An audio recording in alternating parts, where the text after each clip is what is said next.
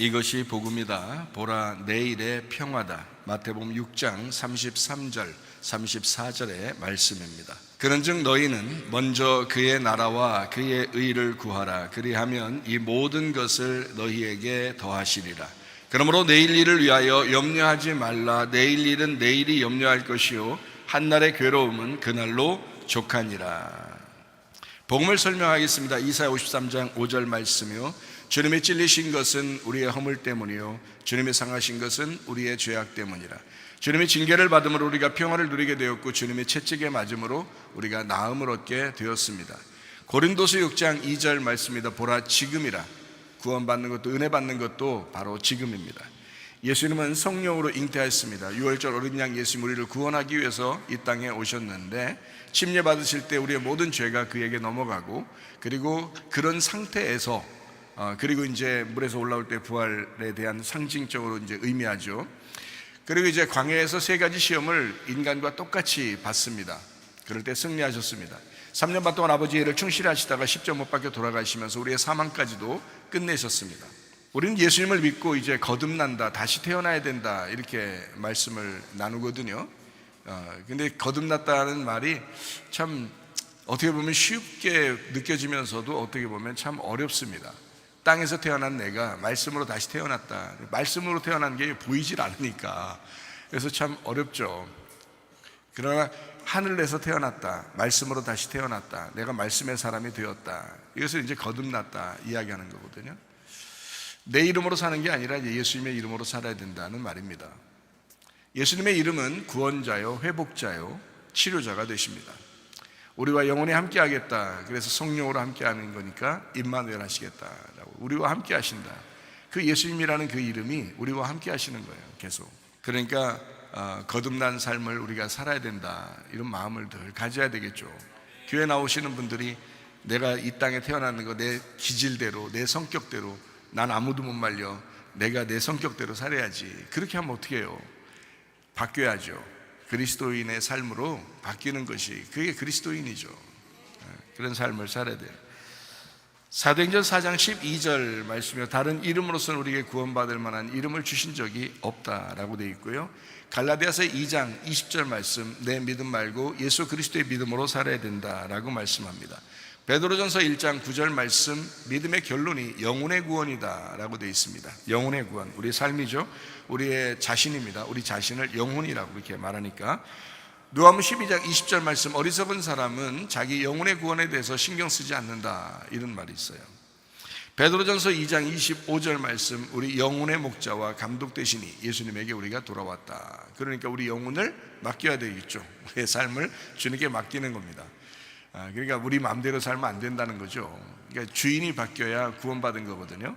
그러니까 주인이 바뀌었다고 얘기는 하고 예수님 나의 주님이시여 이렇게 하면서도 자기 뜻대로 사는 사람이 얼마나 많아요. 자기 생각대로 사는 사람이.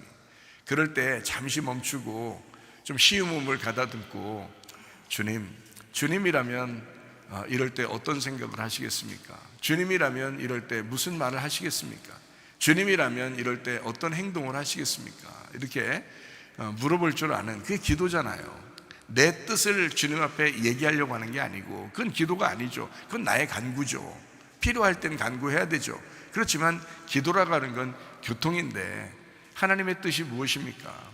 하나님 무슨 생각하고 싶으십니까? 하나님이 무슨 말을 하고 싶으십니까? 하나님이 무슨 행동을 하고 싶으십니까? 그걸 내가 따라서 한번 하고 싶습니다.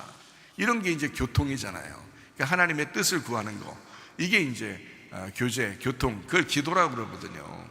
하나님과 교통하는 걸 많이 하는 게, 그게 예수님이 이 땅에 오셔서 아버지 하나님과 자주 하시던 모습이었습니다. 여러분과 저는 예수를 믿는 사람이잖아요. 예수님의 이름으로 그 하나님 아버지와 그 영과 우리가 교통하는 거거든요. 그걸 이제 기도의 삶이다, 이렇게 말하는 거예요. 그러니까 기도를 무릎 꿇고 꼭 몇 시간씩 앉아 있어야 꼭 기도가 아니라, 그것도 기도죠. 그렇지만 하나님과 이렇게 늘 교통하는 삶, 이것도 삶의 기도예요. 그런 기도의 삶이 여러분에게 좀 있으시면 좋겠습니다. 잠언 3장 7절 말씀이요, 스스로 지혜롭게 여기지 마라. 여호와를 경외하며 악을 떠나라, 이렇게 말씀합니다. 고린도전서 10장 12절 말씀, 선줄로 생각하는 자는 넘어질까 조심하라. 그러므로 한 걸음이라도 앞장서서 앞에 한 걸음이라도 더 앞으로 나가야 된다라는 말입니다. 성경은 머리, 몸, 다리로 이루어졌습니다. 머리는 그리스도인데요, 하나님의 비밀입니다. 하나님의 비밀인 그리스도를 우리가 믿고 구원받은 사람들은 목이라고 하는 침례나 세례를 통해서 그리스도의 비밀인 교회, 몸으로 들어옵니다. 그럼 서로 이제 하나가 되고 연합하고 평화해야 되겠죠. 그래서 서로 사랑하라 하고 서로 평화해라, 서로 연합하라, 서로 하나가 되어라, 이런 말을 교회 오면 자주 듣습니다. 그렇죠? 이게 설교고요. 이것이 이제 건강한 교회가 되려면 두 다리로 움직여야 되겠죠. 전도와 제자 훈련, 말씀과 기도, 예배와 선교, 율법과 은혜, 이렇게 두 다리로 이제 잘 깨달아서 알면, 그러면 이제 교회가 튼튼해지고요, 여러분 가정도 튼튼해지고요, 믿음도 튼튼해집니다. 요한복음 1장 1절 말씀이요, 말씀이 하나님이다. 그러므로 하나님의 나라는 말씀의 나라다. 이렇게 보는 것이 합당합니다. 창세기 2장 5절 말씀에 보니까 사람을 예배드리게 하기 위해서 만드셨다라고 했고요, 2장 7절 말씀이요, 흙으로 빚으시고 그리고 그 후에 생기를 불어넣으셨다. 그래서 우리가 호흡하게 됐습니다. 그러니까 우리가 사는 것은 뭘로 살아야 되는 거예요? 호흡입니다. 호흡, 그죠? 숨 쉬는 거로 사는 거거든요. 그러면 하나님이 주신 숨이 있단 말이에요. 그게 진짜 삶이라는 거죠. 그러니까 하나님이 주시는 호흡이 어떤 호흡이겠어요? 하나님 말씀이에요. 생명의 말씀. 그래서 그걸로 우리가 살게끔 돼 있단 말이에요. 그게 예배라고요. 그래서 그걸 에덴 동산 2장 이제 8절에 에덴 동산을 두어서 그 안에서 예배하게 했다. 그 에덴 동산은 세 가지라 했어요. 하나는 우리의 양심, 우리의 마음이죠. 하나는 우리의 가정이고 하나는 우리의 교회입니다. 거기에서 예배드리도록 그렇게 만드셨어요. 하나님이요, 의도적으로 에덴 동산을 만드셨어요. 그래서 이 세상은 가정을 해체하려고 그러고 교회를 무너뜨리려고 그러고 우리 양심을 갖다 마비시키려고 하는 게 이게 세상이거든요. 마귀가 그걸 원하는 거예요. 그러나 우리 하나님은 어떤 걸 원하시겠어요? 너의 마음의 양심이 다시 살아나야 된다. 너의 가정이 다시 회복돼야 된다. 너희의 교회가 서로 회복돼서 하나가 돼야 된다. 이것을 하나님이 원하실 거 아니에요. 그게 에덴 동산의 회복입니다. 그걸 위해서 여러분이 기도하셔야 되는 거예요. 하나님 앞에 에덴 동산의 회복을 위해서 기도하는 거예요. 참 놀라운 거죠. 하나님의 기쁨입니다. 마태복음 13장 19절부터 23절까지 말씀을 우리가 마음에 밭이 있다, 길가밭이 있고요, 돌짝밭이 있고요, 가시밭이 있답니다. 그러면 이 밭을 좀 갈아엎어서 다 제거하면 좋은 밭이 된다는 거예요. 좋은 밭이 되면 100배, 60배, 30배의 결실을 맺게 된다라고 하는 것을 이야기했습니다. 요한복음 4장 23절 24절의 말씀, 하나님은 영이신데 예배하는 자를 찾는다. 하나님은 영이시니까 예배하는 자가 영과 진리로 예배를 드려야 된다 하는 말씀입니다. 진리는 하나님의 말씀을 얘기하는 거고요, 예수님을 말하는 거고요, 그 말씀이 깨달아지는 걸 말하는 겁니다. 그게 진리라고 하는 거거든요.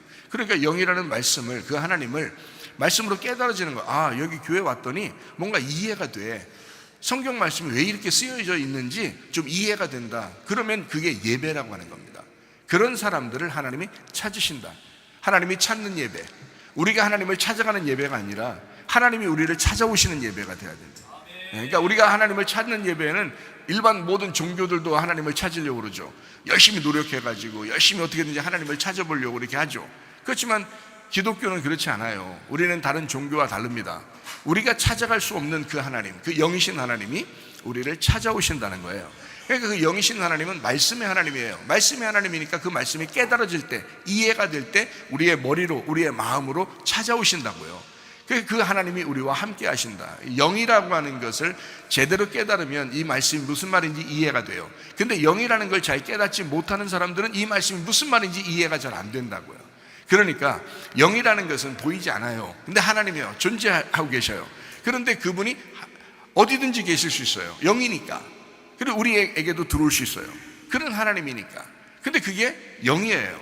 근데 이게 어느 날 깨달아지고 이해가 돼. 아, 하나님이 그런 분이지라고 이해가 돼요. 그 은혜라고 그래요. 그게 잘 이해가 안 되면 아직 은혜라는 건 선물인데 이게 그냥 이해가 돼, 이상하게. 그러면 그 은혜라고 그래요. 그걸 성경의 이제 말씀으로서는, 성경의 단어로서는 은혜다, 은혜 받았다, 뭐 이런 얘기 하잖아요. 선물 받았다, 너 구원 받았다, 뭐 이런 얘기예요. 그게요, 이상하게 우리가 믿어지고요. 이상하게 믿어지고, 이상하게 그러니까 어떻게 보면 바보 같죠. 그러니까 바울 사도도 그런 얘기 했잖아요. 사람들이 볼 때는 십자가의 그 가르침이 바보 같은 것이다. 예수의 부활 이런 게 바보 같은 짓인지 모르겠다. 사람들이 볼 때는 그렇지만 우리에게는 그게 생명이다. 예수의 십자가가 우리의 생명이고 그것이 우리에게는 구원이다. 이걸 놀랍게 바울 사도도 깨닫고 얘기를 하잖아요. 이상하게 우리가 믿어진단 말이에요. 그걸 기독교인들이라고 하거든요. 교회 다니는 사람들. 그러니까 다른 사람들은 이해가 안 돼요. 어차피 세상 사람들은 우리가 이해가 잘 안 될 거예요. 바보 같고 좀 이상하고 좀 멍청이 같고 그게 믿어진다고? 그게 믿어진다고? 막 이럴 거란 말이에요. 그런데 우리는 이상하게 믿어져요. 이게 왜 그러냐? 이게 은혜 받은 거야. 은혜를 받았다 그러는 거야. 나도 모르겠어요. 그냥 믿어지는 거예요. 근데 저는 이제 주님을 경험했다 그랬잖아요. 주님을 그리고 경험한 사람들이 얘기하는데 그게 또 이해가 되고 또 믿어지잖아요. 그게 믿어지는 거예요. 내가 믿으려고 노력하는 게 아닌데 이상하게 말씀을 듣다 보니까 이게 믿어지는 거예요. 은혜 받은 거죠. 구원 받은 거죠. 그러니까 이건 사람의 노력으로 되는 게 아니잖아요. 우리가 천국을 사람의 노력으로 갑니까? 율법으로 갑니까? 못 가요. 아무 노력 안 했는데도 믿어지는 걸 어떻게 해요? 믿어지는 걸, 그 믿음으로 가는 거예요. 주님을 인정하는 거죠. 의지하는 거예요. 신뢰하는 거예요. 주님 그 하나님이 진짜구나. 이것이 어느 날 믿어진다고요. 어느 날 믿어진다고요. 그게 이제 구원의 시작입니다. 그러면 이제 계속해서 이제 그 말씀을 배워가면서 점점점 그 토대를 쌓아가는 거죠. 그게 이제 하나님을 건축하는 겁니다. 우리 속에서 하나님을 건축해 나가는 거예요. 이 말씀을 통해서 건축해 나가는 예배입니다. 디모데전서 4장 5절 말씀에 말씀과 기도로 너희가 거룩해진다 라고 했습니다. 말씀을 듣는 것이 시작입니다. 말씀을 듣고 믿어지면 우리를 이제 구원으로 인도합니다. 그 구원받으면 예배로 인도하셔요. 그래서 예배하게 됩니다. 그래서 구원받은 사람들이 예배를 드리게 되죠. 예배를 드리면 드릴수록 말씀이 더 깨달아지죠. 말씀이 더 깨달아지니까 하나님의 사랑을 깨닫게 돼요. 그래서 하나님의 사랑으로 가정에 돌아가 사랑하게 되고 또 교회에서도 사랑하게 되고 자기를 사랑하게 되고 그런단 말이에요. 하나님이 사랑이시니까. 생각해봐요. 하나님이 사랑이겠어요? 하나님이 심판이겠어요? 둘 다예요. 근데 심판이 마지막 완결이에요? 사랑이 완결이에요? 사랑이 완결이에요. 그러니까 심판으로 끝내는 게 아니에요. 심판은 중간 과정이에요.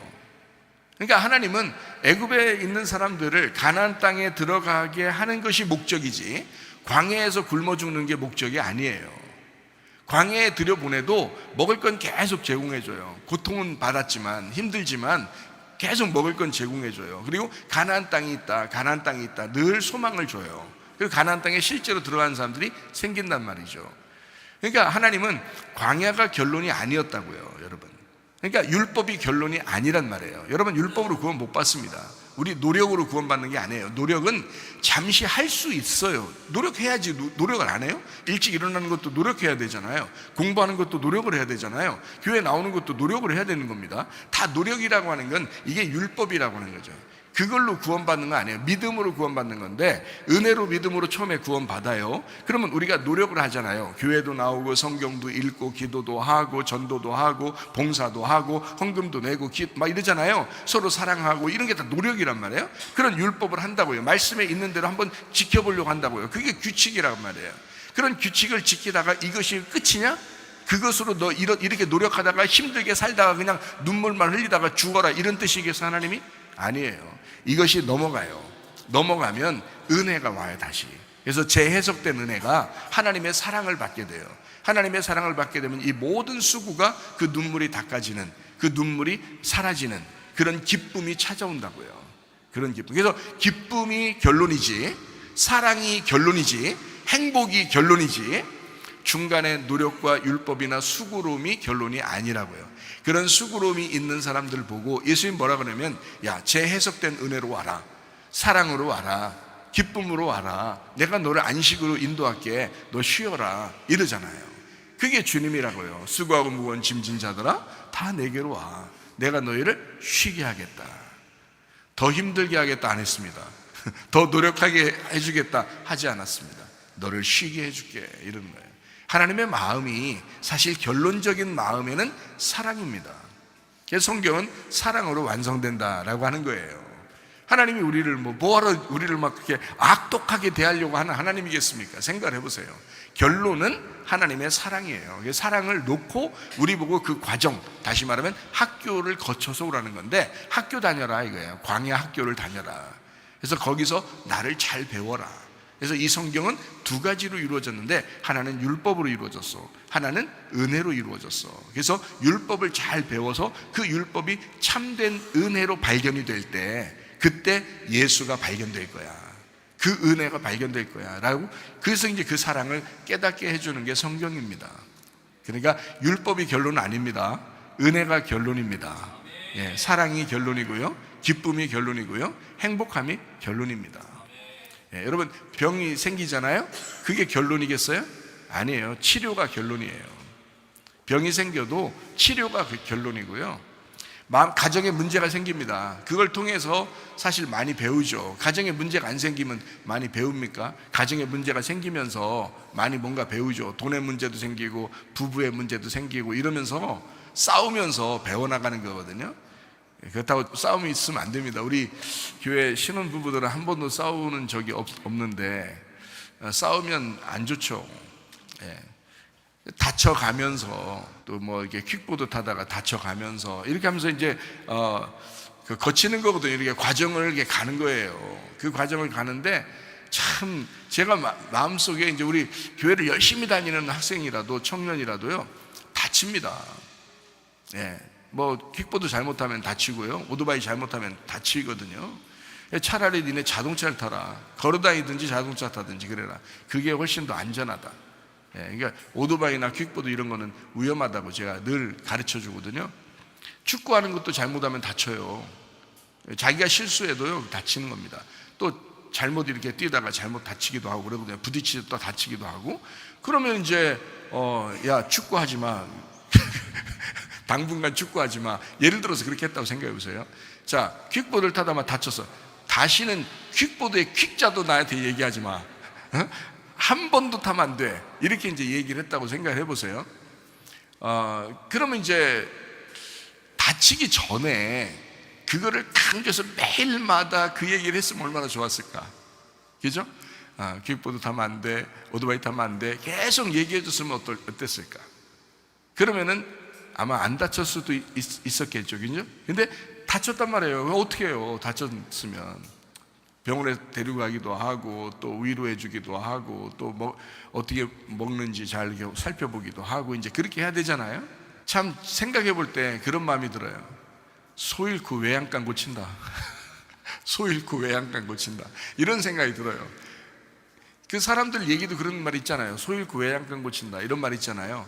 그러면 아예 소를 안 잃어버리면 참 좋았을 뻔했잖아요. 근데 참 이상하게 사람들의 습성이라는 건 소를 잃어봐야 그때 깨닫는 거예요. 소 잃으니까 그때 외양간 고치고 앉아있는 거예요. 소 잃고 외양간. 근데요 또 한 번 생각을 해보세요. 소 잃고서라도 외양간은 고쳐야 된다. 그 말입니다. 소 잃고서라도 외양간은 고쳐야 된다. 그래야 다음번 소가 안 잃어버린다. 그래야 다음 소가 안 잃어버린다. 그러니까 소 잃고서라도 외양간은 꼭 고치자. 이런 말입니다. 그게 이제 성경의 원리죠. 구원 받았잖아요. 율법으로 집어넣는 겁니다. 그 고통 속에서 너 아프지? 너 힘들지? 너 고통받지?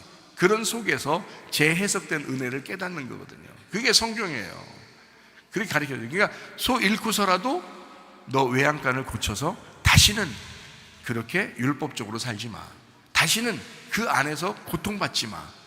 너 안식해야 돼. 너 쉬어야 돼. 너 기뻐해야 돼. 어쨌든 주님에게 다시 돌아와야 돼. 뭐 이런 얘기입니다. 그러니까 말씀과 기도로 우리가 거룩해집니다. 결론은 천국이고요, 결론은 사랑이고요, 결론은 기쁨입니다. 하나님은 우리에게 그것을 요구하시죠. 그렇게 되기를 요구하셔요. 자녀들에게 요구하는 하나님의 마음입니다. 요한복음 8장 32절 말씀입니다. 진리를 알지니 진리가 너희를 자유롭게 하리라 했습니다. 자유하는 거죠. 자유하는 것, 그것도 하나님의 목적입니다. 왜 우리가 억압당하는 거예요? 율법에 잠시 억압당한 것은 우리에게 진리로 자유케 하려고 율법에 잠시 억압당해서 너를 발견하라고 그러는 거거든요. 진리를 깨닫게 되면, 하나님을 제대로 발견하게 되면 너 자유로울 거야. 이제 주님 안에서 자유로울 거야. 주님 안에 사는 게 힘들지 않을 거야. 참 자유로울 거야. 마태복음 6장 33절 34절 말씀입니다. 그런즉 너희는 먼저 그의 나라와 그의 의를 구하라. 그리하면 이 모든 것을 너희에게 더하시리라. 그러므로 내일 일을 위하여 염려하지 말라. 내일 일은 내일이 염려할 것이요 한날의 괴로움은 그날로 족하니라. 자, 이 말씀을 조금 더 설명을 하고 말씀을 나누도록 하겠습니다. 마태복음 6장 33절 말씀입니다. 자, 먼저 그의 나라와 그의 의를 구하라 했습니다. 그의 나라, 하나님의 나라와 하나님의 의를 구하라 했는데, 하나님의 나라라고 하는 게 이게 바실레이아라는 말입니다. 바실레이아라는 말은요, 통치, 다스림이란 단어예요. 통치한다, 다스림이란 단어인데, 바실리우스에서 왔어요. 힘의 기초, 주권자, 왕, 이런 말이에요. 그러니까 하나님의 나라를 구하라 라고 하는 것은 하나님의 다스림을 구하라 라는 거예요. 하나님을 왕으로 섬겨라, 그런 말이거든요. 그러니까 하나님이 먼저야. 항상 네가 먼저가 아니야. 분리가 돼야 돼. 먼저 하나님을 먼저 구할 수 있어야 돼, 이런 말이거든요. 하나님이 왕이야. 너의 기초, 너의 힘의 기초는 하나님이야. 그게 이제 하나님의 나라라고 하는 거거든요. 그분의 의를 구하라 하겠습니다. 이 의라고 하는 게요, 디카이오시네라는 단어입니다. 이게 공의라는 단어인데요, 이 단어가 어디서 왔냐면 디카이오스에서 왔어요. 이 디카이오스에서 온 단어는 흠없다, 거룩한 이란 단어거든요. 적당한 이란 단어예요. 그러니까 흠없고 거룩하고 깨끗한 적당한 이란 단어인데요, 이런 말 있죠. 왜? 적당히 하세요, 이런 말 있죠. 적당히 하세요. 저도 많이 들어봤거든요. 적당히 하세요, 이런 말 들어봤는데, 그게 공의의 단어입니다. 디카이오스라는 단어예요. 적당히 해야 되는데 사람이 자꾸 오버하죠. 그죠? 적당히 해야 되는데 자꾸 앞서 나가려고 한다는 말이에요. 그러면 불의하다는 거죠. 의롭다라고 하는 것은 적당히 해야 된다. 네. 오버하지 마라. 디케에서 왔습니다. 이건 옳은, 심판, 공의라는 단어인데요, 이게요 데이크니오에서 왔어요. 이 데이크니오라는 단어는 본다라는 단어거든요. 본다. 그러니까 하나님의 눈으로 볼 수 있는 게 의로움이에요. 하나님의 눈으로 볼 수 있는 거, 이거를 의로움이라 그러는 거예요.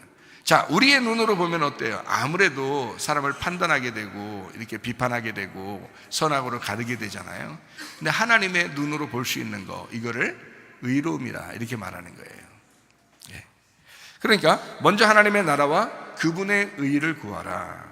하나님의 보는 것으로 네가 봤으면 좋겠어. 하나님이 의로우신 것처럼 그렇게 너도 그 자리에 있었으면 좋겠다라는 것이 하나님의 의로움입니다. 그것을 구해라 하는 거예요.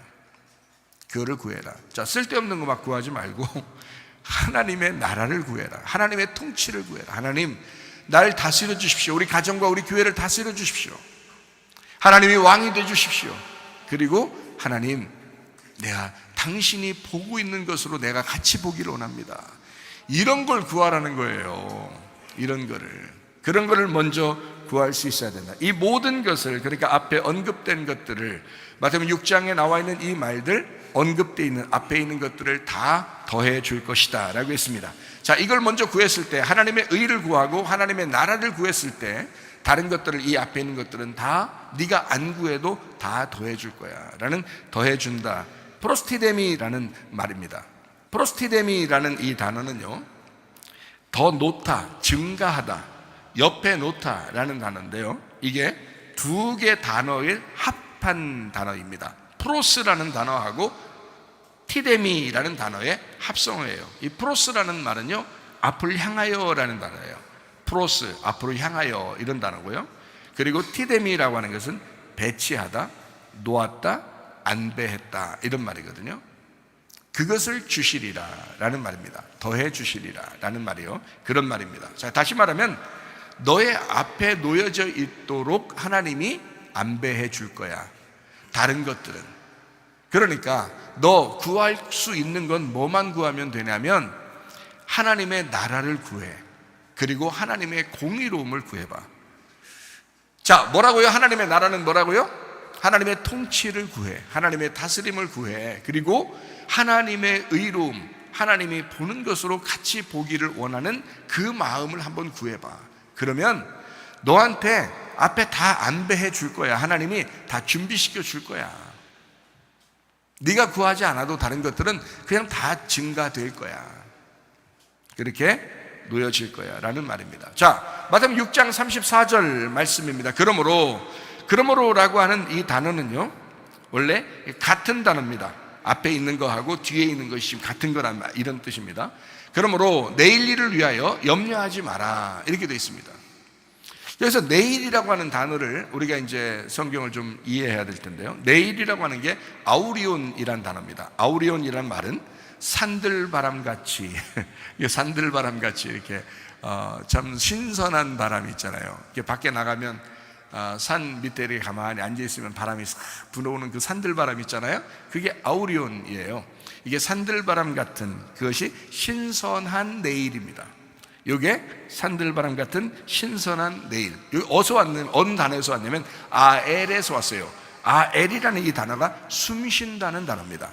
호흡한다는 단어예요. 그러니까 하나님이 우리에게 신선한 바람을 불어셔서 우리가 이제 숨을 쉬면서 살고 있잖아요. 하나님이 새로운 신선한 바람을, 그 숨을 내일 줄 거야. 그 내일의 숨을 줄 거야 라는 말이에요. 그게 이제 내일이라는 단어예요. 내일. 여기에요, 숨 쉰다는 단어입니다. 자, 내일을 위하여, 그러면 내일 숨 쉬는 건데 그 숨 쉬는 것을 위해서 염려하지 마라, 이렇게 되어 있습니다. 염려라는 이 단어가 멜림나우라는 단어예요. 멜림나우라는 단어는 염려하다, 근심하다라는 단어인데, 이게 뭐에서 왔냐면 멜림나에서 왔어요. 멜림나가 마음이 어수선하다라는 말입니다. 염려하지 마라, 이 말은 마음이 어수선하다, 그거 하지 마라, 이 말이거든요. 마음이 어수선하다. 이 멜림나가 어디서 왔냐면 메리조에서 왔어요. 이 메리조가 나눈다, 분리한다라는 단어에서 온 거예요. 그러니까 이게 메리조, 이게 나누어져 분리가 되면 마음이 어수선해져요. 그러니까 하나님하고 마음이 좀 같아지지 않으면, 하나님하고 마음이 떨어지잖아요. 그러면 마음이 어수선해지는 거예요. 그럼 이제 염려 근심이 생기는 겁니다. 자, 염려 근심이 왜 생기는지 아셨겠죠? 자, 염려 근심이 왜 생겼다? 하나님의 마음하고 떨어지면, 그러면 염려 근심이 생깁니다. 그러니까 염려 근심을 잠시 할 수는 있어요. 그렇지만 빨리 하나님에게 돌아가셔야 합니다. 하나님에게 마음을 같이, 하나님과 마음을 하나가 되셔야 돼요. 그러면 염려 근심이 다시 사라져 버려요. 그러니까 염려 근심이 왜 생겼냐? 그 단어가 어떤 단어냐? 하나님하고 마음이 나누어져서 생기는 거예요. 그러면 염려 근심이 생기는 겁니다. 이게 뭐예요? 처음에 하나님하고 마음이 나누어졌던 게 있었는데요, 창조하고 에덴 동산 안에 나무가 있었는데 그 중에 뭘 따먹었나요? 인간이? 어떤 나무를 따먹었죠? 선악과 나무입니다. 선악과 나무잖아요. 그러니까 선악을 알게 하는 나무잖아요. 그러니까 선악으로 나누어지는 나무란 말이에요. 그죠? 선악으로 나누어지니까 어때요? 선악과 먹고 나니까 막 행복했어요? 아니죠. 선악과 먹고 난 다음에 이 사람들이 부끄러웠어요. 그리고 막 하나님을 피해서 숨었다고요. 왜 그랬겠어요? 염려 근심이 생겼어요. 하나님하고 마음이 떨어졌어요. 마음이 어수선해진 겁니다. 그전에는 마음이 평안했었는데 마음이 평안하지 않은 거예요. 선악을 나누어서 먹으니까. 그러니까 여러분, 우리 마음도 이게 나누어지니까 염려 근심이 생기는 거거든요, 사람이요. 그래서 염려 근심이 생겨서 가만히 생각해 보세요. 왜 염려 근심이 생기나? 하나님이 자기하고 같이 있는 것 같지가 않은 거예요. 하나님이 다 인도해 주지 않을 것 같은 거예요. 자기 힘으로 다 해야 될 것 같은 거예요. 그런 느낌이 막 드는 거예요. 그리고 막 뭔가 문제가 생기면 그 문제만 보이는 거예요. 그리고 앞이 어떻게 해요? 앞이 환해요, 깜깜해요. 앞이 깜깜해요. 이상하게 앞이 안 보여요. 깜깜해요. 자기만 보여요. 막 자기 그 문제만 보여요. 그게 염려라는 겁니다. 염려 근심. 하나님하고 마음이 나누어졌다. 그래서 생기는 염려 근심. 멜림나, 메리조, 메로스, 나눔, 분배에서 나온 단어예요. 그러니까 선악과 먹은 사람들은 어쩔 수 없어요. 염려 근심이 생길 수밖에 없어요. 그러니까 하나님 뭐라 그래요? 염려하지 마라 그러는 거예요. 왜? 내일 내가 너에게 호흡을 줄 거니까. 내일 내가 다시 숨을 불어넣어 줄 거니까. 그러니까 염려하지 마라, 이렇게 말하는 거예요. 그렇게 말한 다음에 이렇게 말씀합니다. 내일 일은 내일이 염려한대요. 내일 일은 내일이 염려한대요. 내일이 뭐라고요? 아우리온, 산들바람 같은 신선한 내일. 아엘, 숨쉬는, 호흡한다 에서 나온 그것이 내일이 염려한대요. 그럼 잘 생각해봐요. 자, 오늘은 그러면 내일 걸 염려할 필요는 없겠네요. 그죠? 오늘은 내일 걸 염려할 필요가 없는 거예요. 내일은 내일이 자기가 염려한대요. 자기가 내일 자신이 내일을 염려해 준대요. 그러니까 오늘은 오늘 일만 생각하는 거예요. 그렇죠? 자, 그러니까 내일이 내일을 염려할 것이다. 그날의 재앙은 한날의 괴로움은 이라고 되어 있는데, 한날의 괴로움은, 자, 그날의 재앙입니다. 이게 카키아라는 단어인데요, 악함, 원한, 고난, 무가치한, 이게 카코스였어요. 무가치한 타락입니다. 너희들 가치 없이 살아가는 이 삶이잖아요. 너 원한을 품고 고난스럽게 고통스럽게 살아가는 그 괴로움, 이런 말입니다. 그 괴로움은 그날로 족하다, 그날로 충분하다라는 말이거든요. 그날로 충분하다라는 말을 우리가 좀 요거를 정확하게 알지 않으면, 야, 이거 뭐야, 오늘로 충분하다? 이거 무슨 말이야, 엄청 많다는 얘기야? 이런 얘기가 아니라 이 말입니다. 그날로 충분하니라는 말이 알케토스라는 단어예요. 이게 충분해라는 단어예요. 충분해. 이게 알케오에서 왔어요. 말뚝을 들어 올려서 격퇴시킨다, 이젠 됐다라는 말입니다. 자, 너 염려 근심 있잖아. 내일이 올 거야. 그러니까 오늘 이게 충분해. 오늘 괴로움은 오늘로 충분해야 돼. 그 말은 뭐냐면, 야, 됐어. 오늘로 끝낼 거야. 내일이 다시 올 거야. 그러니까 오늘로 끝내야 돼. 됐어, 이젠 됐다 하는 말이 충분하다라는 말이에요. 여기 있는 말이 이젠 됐어. 자, 이것을 이제 정리하면서 이제 설명을 해드립니다.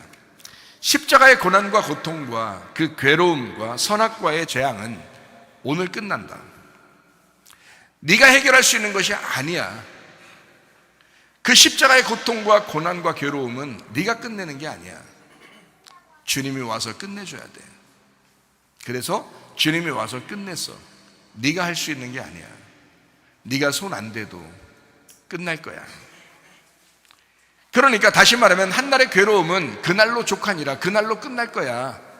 너 이거 영원할 것 같지? 그렇지 않아. 너의 오늘로 끝날 거야. 이게 믿어지고 주님을 의지하게 되면 주님이 역사하실 것입니다. 하나님께서 여러분의 염려와 근심을 사라지게 만들길 원하시는 분이 하나님이시라고요. 하나님은 결론적으로 사랑을 주시는 하나님, 행복을 주시길 원하시는 하나님, 기쁨을 주시길 원하시는 하나님, 치료해 주시길 원하시는 하나님이라고요. 근데 사람들이 그 염려와 근심을 끝까지 가져가려고 한다고요. 내일까지 막 가져가려고 한다고요. 내일이 그 내일을 염려하도록 둬야 되는데 그걸 자기가 해보려고 한다고요. 교만입니다. 자기가 하나님처럼 되려고 자기가 자기를 통치하는 겁니다. 안 돼요. 하나님이 우리를 통치하셔야 합니다. 하나님의 나라가 우리에게 임하셔야 합니다. 하나님의 의로움, 하나님이 보는 것으로 같이 봐야 하는 것입니다. 자, 이 말을 정확하게 여러분에게 설명해 드리는 겁니다. 내일은 하나님의 신선한 호흡이 있을 것이니 앞이 깜깜하다고 하지 마라, 이런 말입니다. 내일 신선한 바람이 다시 불어올 것이니까 너 앞이 깜깜했었잖아. 앞이 깜깜하다고 하지 마라. 염려하지 마라. 너 괴로워하지 마라. 이제 족하다. 너 앞이 깜깜하다고 그런 말 하지 마라. 내일도 내일이 그 깜깜함을 처리할 것이니 계속 내일은 내일이 염려할 거야. 오늘 너는 그것이 끝났다고 해야 돼.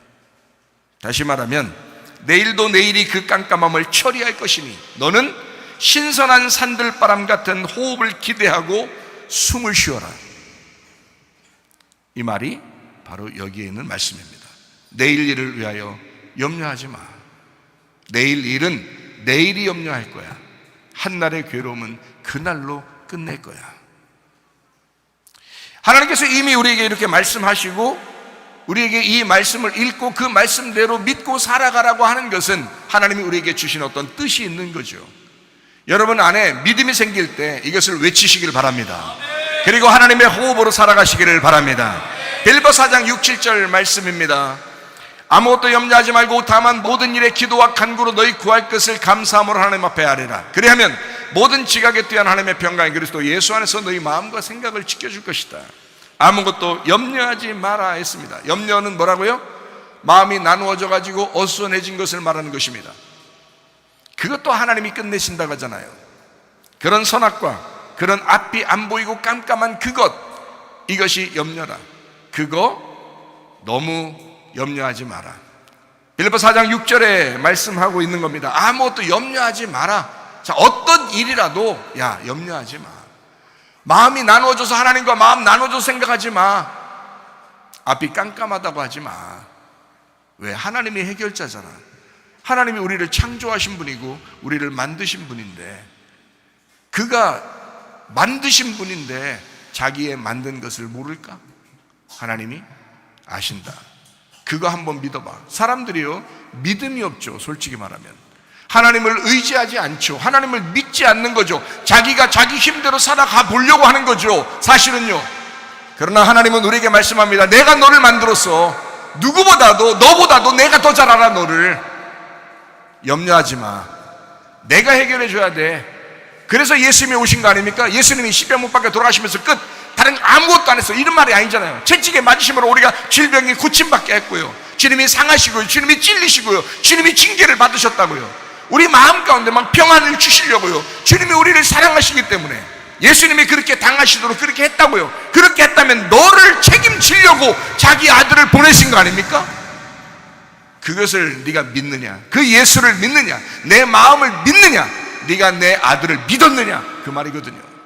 근데 사실은 우리가 살다 보면 염려와 근심 때문에, 어떤 문제 때문에 치여서 자기가 하나님을 생각할 여유가 없어요. 이상하게 자꾸 염려가 생기고 근심이 생기고 괴롭단 말이에요. 그게 인간들입니다. 그러나 성경은 우리에게 이렇게 말씀합니다. 아무것도 염려하지 말고 다만 모든 일에 기도와 간구로 너희 구할 것을 감사함으로 하나님 앞에 구해봐라. 감사함으로 하나님 앞에 구해봐라. 너에게 주어진 환경은 우연히 생긴 게 아니야. 하나님의 필연이고 하나님의 뜻이야. 하나님의 계획으로 생긴 거야. 자녀가 생겼습니다. 하나님의 계획입니다. 아내를 만났습니다. 남편을 만났습니다. 하나님의 계획입니다. 하나님의 뜻입니다. 여러분에게 주어진 하나님의 계획이라고요. 이거는 우연이라고 하는 단어를 통한 하나님의 필연적인 계획이었다. 하나님의 역사였다. 이것을 원망할 것입니까? 여러분 주변의 환경을 원망할 것입니까? 아니에요. 하나님이 주신, 하나님이 계획하신 하나님의 놀라운 뜻이었다. 그래서 모든 일에 기도와 간구로 너희 구할 것을 감사함으로 하나님 앞에 아뢰을 수가 있게 되었다라는 말입니다. 자, 빌립보 4장 7절 말씀에 이렇게 말씀하면, 그리하면이라고 되는데, 그리하면이라는 말이 이게 카이라는 단어인데요, 그리고라는 단어예요. 원래 그리고라는 단어예요. 그러니까 4장 6절과 4장 7절은 같은 거란 얘기죠. 그리고라는 대등접속사입니다. 빌립보 4장 6절과 빌립보 4장 7절은 같은 거다라는 말이에요. 그리고라는 단어입니다. 그리고 어떻게 하냐? 모든 지각에 뛰어난 하나님의 평강이 그리스도 예수 안에 너희 마음과 생각을 지켜준다라는 말이거든요. 자, 모든 지각에 뛰어난 하나님의 평강이라는 말이 에이레네라는 단어예요. 에이레네라는 단어는 구약에서는 샬롬이라고 합니다. 샬롬은 완성되었다, 완전하게 되었다, 다 이루었다라는 말이 샬롬이에요. 평화라는 단어죠. 솔로몬이라는 단어입니다. 솔로몬이 왕이 되어서 성전이 건축되었다라는 말이죠. 그게 샬롬입니다.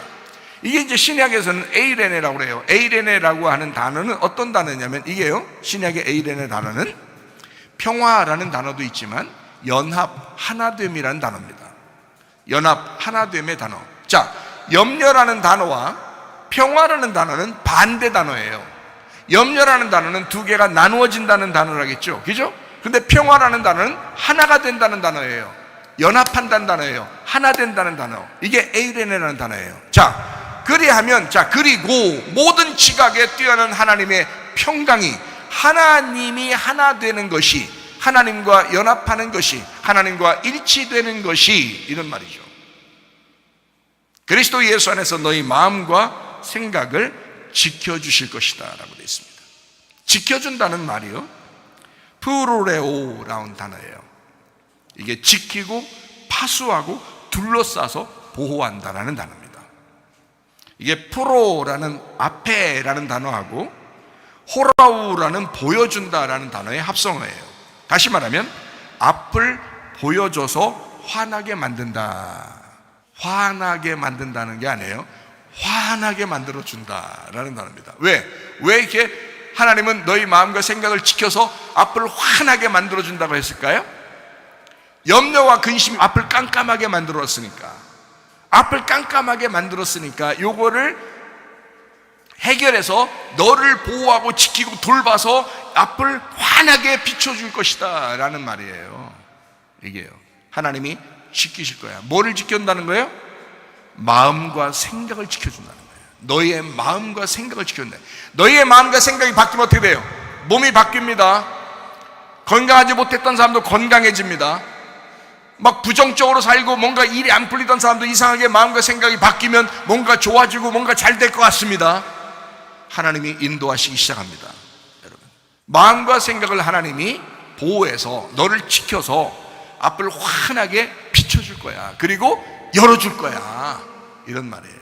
여러분, 그리스도의 열림이 여러분에게 있기를 바랍니다. 여러분의 가정에도 막 그리스도의 열림이 있어야 된다. 자꾸 열어줘야 된다. 자, 우리 성경을 조금만 더 봐요.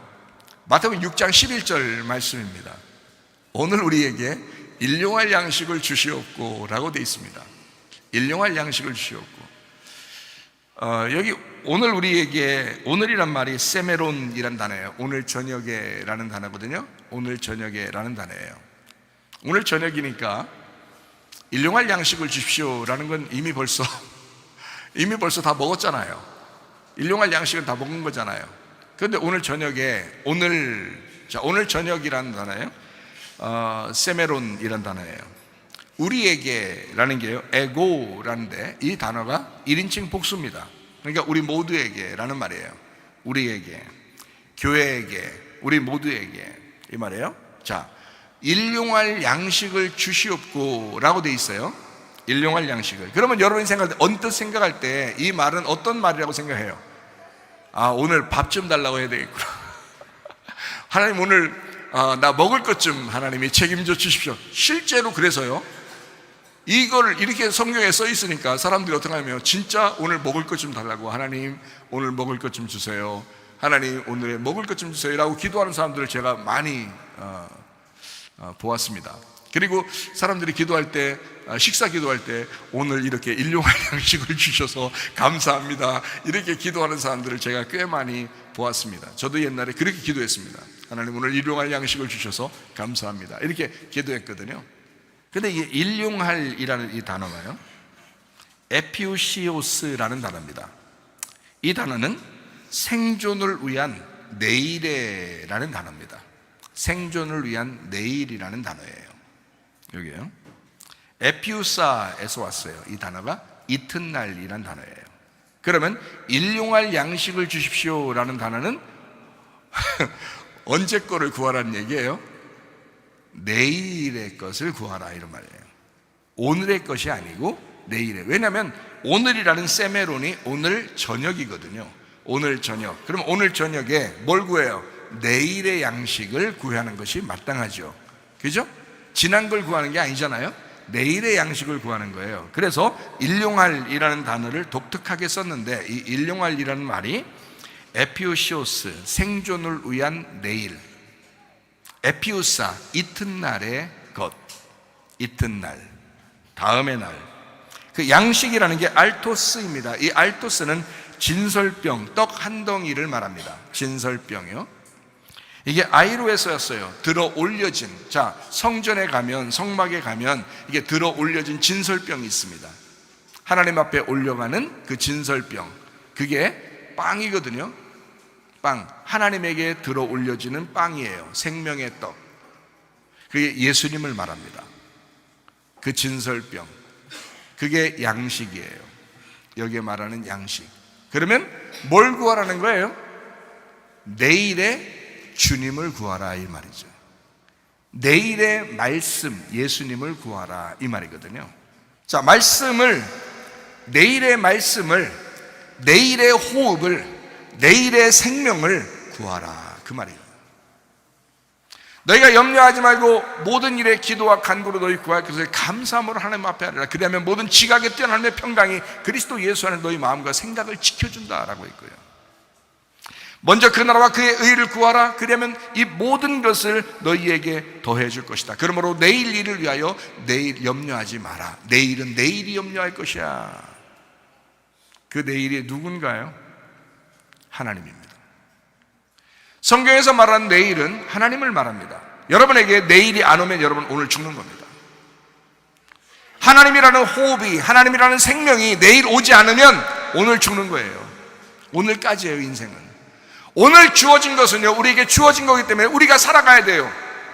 그렇지만 내일은 하나님의 거예요. 내일 어떤 날이 올지를 몰라요. 그래서 애들이 아프거나 애들이 다치면 재우죠. 네?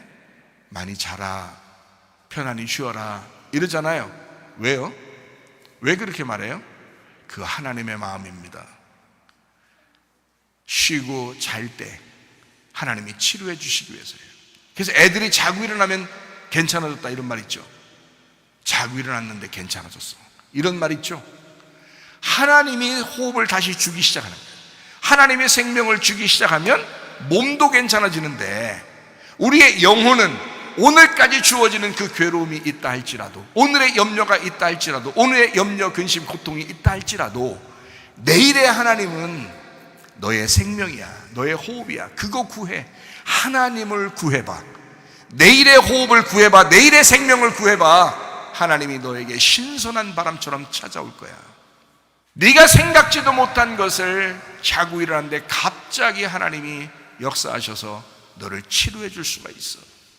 너의 문제를 해결해 줄 수가 있어. 가정의 부부가 날마다 싸우던 집안에 날마다 하나님께서 내일의 하나님 호흡이 막 확 불어오면요, 자고 일어났는데 사람이 바뀌어 있을 수가 있어. 하나님의 역사, 하나님의 놀라운 역사. 돈 문제 때문에 힘들어했는데 자고 일어났더니 어떤 사람이 갑자기 도와줄 수도 있어요. 내일이니까 모르는 거예요. 여러분이 알아요? 정해졌어요? 내일 게? 내일이 여러분 거예요? 내일은 하나님이 우리에게 숨을 쉬게 해줘야 오는 거예요. 그게 내일이에요. 오늘까지만 사는 거예요. 우리가 오늘 우리에게 숨을 주었으니까 우리가 오늘 살아가는 거거든요. 근데 내일은 몰라요. 내일은 자고 일어났는데 사람이 운명을 달리할 수가 있어요. 자고 일어났는데 안 일어나. 그러면 이제 오늘까지야. 내일은 없는 거야. 근데 자고 일어났더니 여전히 숨을 쉬면서 일어나네. 그러면 내일이 온 거예요. 내일이 왔는데 그게 내일이 아니라 오늘이야. 내일이 오늘로 온 거예요. 그럼 우리는 또 오늘 뭘 또 사모해야 되겠어요? 내일을 사모하는 거예요. 내일의 양식을 내게 주십시오. 내일의 진설병을 주십시오. 내일의 예수를 주십시오. 내일의 생명을 주십시오. 내일의 호흡을 주십시오. 하나님, 내가 오늘 이 고통과 괴로움을 하나님 견디면서 주님의 내일을 기대하겠습니다. 이게 말씀이라고요. 이게 하나님이라고요. 그렇게 말씀하는 겁니다. 마태복음 6장 11절 말씀이에요. 그 양식을 주시옵고 주십시오. 디도미, 내게 맡기고 넘겨주십시오 라는 말입니다. 하나님 거니까 나는 하나님 앞에 구할 수밖에 없잖아요. 하나님을 구할 수밖에 없잖아요. 하나님의 성령을 구할 수밖에 없잖아요. 그 하나님을 내게 넘겨주십시오. 그러면 내가 그 생명으로 오늘도 살아갈 희망이 있지 않습니까? 내일이라는 소망이 없으면요, 오늘 살아가는 게 너무 힘든 거예요. 그 염려와 근심, 그 괴로움 속에서, 그 고통 속에서 넘어져 죽어버릴지도 몰라요. 그러나 내일이라는 소망이 있어요. 내일이라는 희망이 있어요. 그 하나님이 우리의 하나님이십니다. 그러면 여러분, 그 하나님이 여러분과 함께 동행한다는 거죠. 얼마나 감사합니까? 그게 예배예요. 그 하나님을 구하라고 예배하는 거거든요. 자, 말씀을 정리합니다. 오늘 고통을 내일로 가져가지 말아야 합니다. 내일의 하나님은 내일을 우리에게 선물로 주시기를 원하십니다. 결국 내일의 신선한 바람이 불어오게 하고 그 호흡으로 살아가는 자가 되어야 하겠습니다. 내일의 양식을 사모하는 여러분 되시기를 바랍니다. 주님의 양식을 사모하는 여러분 되시기를 바랍니다. 내일의 호흡, 그 생명의 말씀을 사모하는 사람, 염려와 근심, 걱정 다 내려놓고 다 함께 차차차 심호흡을 가다듬어. 하나님, 오늘까지는 너무 괴롭습니다. 내게 주어진 오늘이 너무 힘겹습니다. 눈을 떠서 생활하려고 하다 보니 그 책임감과 의무감, 그리고 나의 그 병마와 싸우는 이 고통, 그리고 돈 문제로 힘들어하는 그 고통, 그리고 사람들과 했던 관계에서 틀어진 그 마음, 그 괴로운 마음들, 내가 살아가기가 너무 힘듭니다. 그러나 하나님, 심호흡을 다시 가다듬습니다. 하나님, 내가 호흡을 다시 가다듬을게요. 하나님, 내가 숨을 한번 다시 쉬어볼게요. 내일의 숨을 하나님 내게 주십시오. 오늘의 나를 바라보지 말고 내일의 하나님을 바라보며 소망을 갖고 사는 사람, 이게 내일의 삶을 사는 사람입니다. 오늘의 염려는 오늘로 끝내야 돼요. 그것도 우리가 끝내는 게 아니에요. 주님이 끝내주셔야 합니다. 끝내주네, 이런 말이에요. 끝내주네. 내일의 호흡, 내일의 생명을 우리에게 주시길 원하시는 주님, 오늘의 고통도 오늘까지의 응어리진 것들도 다 용서하고 떠나보내시기를 바랍니다. 응어리진 것이 결국 사라지도록, 결국 사라질 건데 사라지도록 그렇게 기대하시고 내일의 호흡과 내일의 양식을 소망하는 삶을 사시기를 바랍니다. 자, 여러분, 이제 마치겠습니다. 우리의 마음 안에 기도해야 되는데 어떻게, 얼마 동안 기도해야 좋은가? 평안이 올 때까지 기도하시기를 바랍니다. 평안이 올 때까지. 하나님 우리에게 평안 주시기를 원하셔요. 기쁨 주기를 원하셔요. 즐거움 주기를 원하셔요. 행복하기를 원하셔요. 그 행복이 아직 안 왔다면, 염려 근심 때문에 기도할 수밖에 없는 여러분이라면 그 기쁨이 올 때까지, 그 평안이 올 때까지, 하나님과 한 마음이 될 때까지 기도하시는 겁니다. 언제까지 기도하는 거라고요? 평안이 올 때까지 기도하는 겁니다.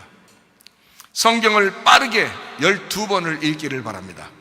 성경을 빠른 시간 내에 12번을 읽으시고 저하고 대화해 보시면 됩니다. 그리고 삶이 반드시 바뀔 겁니다. 성경을 12번 빨리 읽을 때 삶은 반드시 바뀔 것입니다, 여러분. 그리고 기도하는 겁니다. 하나님과 교통하는 겁니다. 성경을 모르는데 무슨 하나님과 교통하겠어요? 하나님 말씀을 모르는데 어떻게 하나님 앞에 기도하겠어요?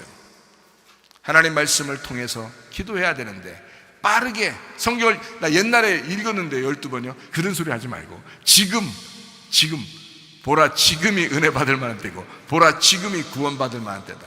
과거의 신앙은 과거예요. 지금 우리가 선줄로 생각하지 말고 계속 앞으로 전진해 나가는 믿음을 가지셔야 된다고 했잖아요. 선줄로 생각하는 자는 넘어질까 조심하라. 넘어진단 말이에요. 날마다 말씀으로 사셔야 한다, 이 말이에요. 날마다 기도하며 살아야 된다, 이거예요. 언제까지 기도하라고요? 평강이 올 때까지 기도하라요. 마음의 평안이 올 때까지 기도하셔. 하나님과 하나가 될 때까지 기도하시라요. 하나님 말씀을 읽고 기도하다가 승리하시기를 바랍니다.